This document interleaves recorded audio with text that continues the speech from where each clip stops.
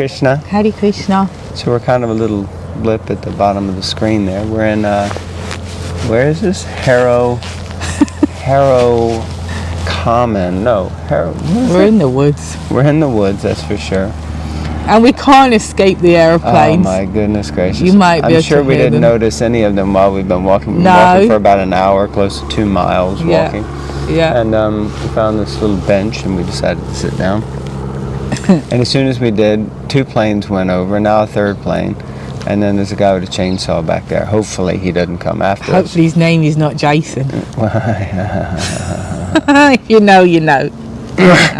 But we're not here to talk about Jason. We're here to... Canto 4, Chapter 8, Text 65. Om Namo Bhagavate Vasudevaya. Om Namo Bhagavate Vasudevaya. Om Namo Bhagavate Vasudevaya. There's lots of parrots here. Text 65. The king replied, O best of the Brahmanas, I am very much addicted to my wife, and I'm so fallen that I've abandoned all merciful behavior, even to my son, who's only 5 years old. I've banished him and his mother, even though he's a great soul and a great devotee. So maybe just to catch up, of course. So there's a conversation between who? Narada Muni and Uttanapad. Yeah, King Uttanapad and Narada Muni. So Narada Muni is finished instructing Dhruva, and then he goes to the kingdom to see how Uttanapad Maharaj is holding up. And King Uttanapad is being very honest. I think this is actually an interesting point, especially because we're doing some courses with Karuna Care about, you know, kind of compassionate listening and different things like that. And it's interesting how the saintly person comes that the even the great king, who's probably generally quite proud, is really opening up, you know, immediately just telling him. He doesn't kind of say, you know, sort of, yeah, I'm okay, I'm all right, yeah, it's all good, no problem, yeah. You know, he actually opens up and immediately kind of says, yeah, I'm basically fallen, I'm addicted to my wife, you know, I'm not merciful, I banished my son and his mother, and, you know, Hare Krishna. Okay, purport. In this verse, there are specific words which are to be understood very carefully. The king said that since he was very much addicted to his wife, he had lost all his mercy. That is a result of becoming too affectionate towards women. Shiradeshan. The king had 2 wives. The first wife was Suniti, and the second was Suruchi. He was too attached to the second wife, however, so he could not behave well with Dhruva Maharaj. That was the cause of Dhruva's leaving home to perform austerities. Although as a father, the king was affectionate toward his son, he minimized his affection for Dhruva Maharaj because he was too much addicted to the second wife. Now he was repenting that both Dhruva Maharaj and his mother Suniti were practically banished. Dhruva Maharaj went to the forest, and since his mother was being neglected by the king, she was therefore almost banished also. The king repented having banished his boy, for Dhruva was only 5 years old, and a father should not banish his wife and children or neglect their maintenance. Repentant over his neglect of both Suniti and her son, he was morose, and his face appeared withered. According to Manu Smriti, one should never desert his wife and children. In a case where the wife and children are disobedient and do not follow the principles of home life, they are sometimes given up. But in the case of Dhruva Maharaj, this was not applicable because Dhruva was very mannerly and obedient. Moreover, he was a great devotee. Such a person is never to be neglected, yet the king was obliged to banish him. Now he was very sorry. So this, for me, when I read the verse, this is how I read it, that he's sorry now. It wasn't that, like you said, he was opening up to Narada Muni, he wasn't proud. Yeah, but that's because he's been humbled. You know, it's a bit like when you bully someone, not that I've ever bullied or bullied, but you see when people take part in group bullying and then it doesn't end well. It goes to a point for the victim where other people who are part of it are like, oh dear, maybe we went too far, like that. So in the same way, yeah, he's attached to his second wife and he's neglectful and he's lusty and this and that, but it went too far. And because now what's happened, my 5-year-old kid's left and I've hurt my first wife, as it were. So he should be repentful, obviously, and he should feel very bad, quite frankly. Bad boy. Bad King Utanaba. No, I get that, but isn't it human nature that we don't feel, regretful or remorseful until after we've done something? I mean, the ideal would be that we're intelligent enough to know that, oh, if I act like this, it will cause this, and then I'm going to be remorseful, so better I just don't act like that. But in general, most people act like an idiot or act in a way that's unbecoming of a Vaishnava, and then later they repent or regret, right? Regret usually it's regret, means after, right? Mm-hmm. That's what I said. If you act like this, you're going to regret it later. I think it's very important that the Manu Samhita, Manu Smriti explains that one should not abandon one's wife and children. Now, Prabhupada puts in there if they're disobedient. I mean, hello, what child is not disobedient? And what wife, if I could get me a wife that would listen, Just kidding. So, and the same, husbands are disobedient, It's we, in general, we don't listen. So, but, yeah, the thing is that I think it's a general principle, you have to go through that. Better to go through it, tolerate it, deal with it, than try to run away from it, because in general you will not escape your own. Isn't that amazing how the sun is now starting to shine through there? We didn't plan that, but that's so cool.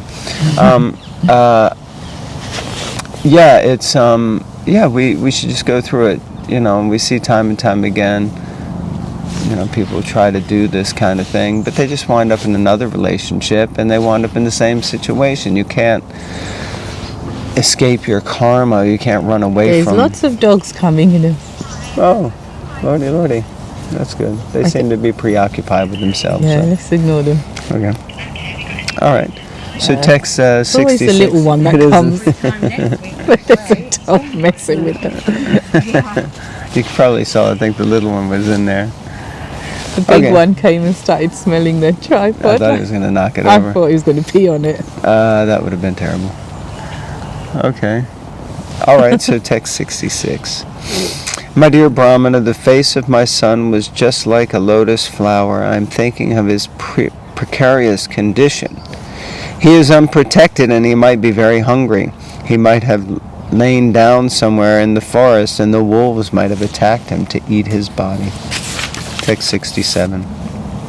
Alas, just see how I was conquered by my wife. Just imagine my cruelty.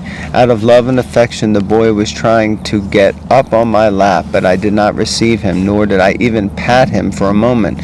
Just imagine how hard-hearted I am. Of course, let's not blame the wife. She may be a whatever, but it's up to you to, it's up to us as individuals to deal with that, not like push blame. The great sage Narada replied, My dear king, please do not be aggrieved about your son. He is well protected by the Supreme Personality of Godhead. Although you have no actual information of his influence, his reputation is already spread all over the world. And that's really powerful. Anyway, let's read the purport. Sometimes when we hear the great sages and devotees go to the forest and engage themselves in devotional service and meditation, we become surprised. How can one live in the forest? not be taken care of by anyone. But the answer given by a great authority, Narada Muni, is that such persons are well protected by the Supreme Personality of Godhead. Sharanagati, or surrender, means acceptance or firm belief that wherever the surrendered soul lives, he is always protected by the Supreme Personality of Godhead. He is never alone or unprotected. Dhruva Maharaj's affectionate father thought his young boy, only 5 years old, to be in a very precarious position in the jungle, but Narada Muni assured him, "You do not have sufficient information about the influence of your son." Interesting. Anyone who engages in devotional service anywhere within the universe is never unprotected. Wow, that's a powerful statement by Srila Prabhupada there at the end. Nice. It's very nice. No, no. And, excuse me, although, we may fall into precarious situations, like Dhruva Maharaj found himself out in the middle of the forest, found himself because he put himself there, and there's parrots, confirmed, come to hear the Bhagavatam. So, just like Dhruva Maharaj was in a precarious situation, but then the Lord sent the Guru. The Lord sent Narada Muni, and Narada Muni gave him instructions, and now he's following those instructions. So, a situation may be precarious for us, but that does not mean that the Lord's protection is not there. And of course, protection or shelter given by someone is only, in one sense you could say, useful when we take avail of it or take shelter of it. Sharanagati means surrender, but surrender isn't something that is forced upon us. It's something that we have to actively do. But I like that very much, Prabhupada, guaranteeing that everyone is protected by the Lord. And interesting, because we were just talking about a similar thing right before, and which, where one person was saying, if something happens to someone who surrenders and tries to follow the order of Guru, then their faith will be tested if, somehow it doesn't work out for them. But, Yeah. Interesting.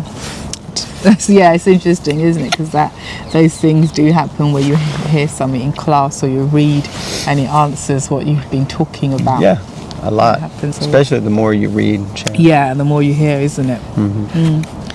Text 69, my dear King, your son is very competent. He will perform activities which would be impossible even for great kings and sages. Very soon he will complete his task and come back home. You should know that he will also spread your reputation all over the world. Well, he does that, but it doesn't make King Uttanapad look good, does it? Because we know the story now of Dhruva and how his dad was attached to him. He was a cockled man, as it were. Purport. Here in this verse, Narada Muni has described Dhruva Maharaj as Prabhu. This word is applicable to the Supreme Personality of Godhead. Sometimes the spiritual master is addressed as Prabhupada. Prabhu means the Supreme Personality of Godhead, and Pada means post. According to Vaishnava philosophy, the spiritual master occupies the post of the Supreme Personality of Godhead, or in other words, he is the bona fide representative of the Supreme Lord. Dhruva Maharaj is also described here as Prabhu because he is an acharya of the Vaishnava school. Another meaning of Prabhu is master of the senses, just like the word Swami. Another significant word is Sudaskaram, very difficult to perform. What was the task that Dhruva Maharaj undertook? The most difficult task in life is to satisfy the Supreme Personality of Godhead, and Dhruva Maharaj would be able to do that. We must remember that Dhruva Maharaj was not fickle. He was determined to execute his service and then come back. Every devotee, therefore, should be determined that in this life he will be able to satisfy the Supreme Personality of Godhead, and by that process go back home, back to Godhead. That is the perfection of the highest mission of life. What a purport. Awesome. Simply awesome. I must say this pastime is quite overlooked by me. it's interesting though. As you like pastimes, like the Lord Shiva Yeah. Daksha, where somebody gets or busted Balaram up. bashed the up King Rukmi's teeth in a chess game and all that. But it's interesting. The more you read or reread, you keep seeing things. It's like it's almost like you get. I'm not saying this in a weird way, but as you get purified or understand things better, whatever, it's like Krishna peels away layers, and you're like, well, those words were obviously there before, but there's a bug on a little one, but I didn't, you don't remember, if that makes sense. It's like it's almost like I'm reading that for the first time. Read Bhagavatam before, and it's like, wait, what? So it's very nice. Yeah, I must say I'm impressed with the pastime. Very instructive. And of course, you can't see, but in my book it's highlighted and red, so it was there from previous times when we read it. So, although in one sense I agree with what you said, but I read it before, but then I forgot it. And that, in my opinion, is the big problem, that we're just so forgetful. And of course you keep reading and there'll be another exciting part and another exciting part. But to be able to remember, and Prabhupada said we should read his books like a lawyer reads the law books, and we should know his books like a lawyer knows the law books. So, we should be able to say, oh, that's interesting, if we meet some devotees who are having a challenge or someone, and they want to leave their wife and husband or whatever, then, I'm not saying every situation requires that, but in general, it's not just something a decision we should make willy-nilly, nor do I think anyone makes a decision like that willy-nilly, but, we're in this situation, we see that actually the most difficult task in our life should be, how can I please Krishna? And daily we should be thinking, how can I please Krishna? How can I dedicate my life in such a way that it satisfies the Lord? And then, as it said earlier, then no one, will be in any jeopardy or danger, because the Lord's protection will be there. Now, another thing, Prabhupada gives the definition of the word Prabhupada, which I think is quite interesting.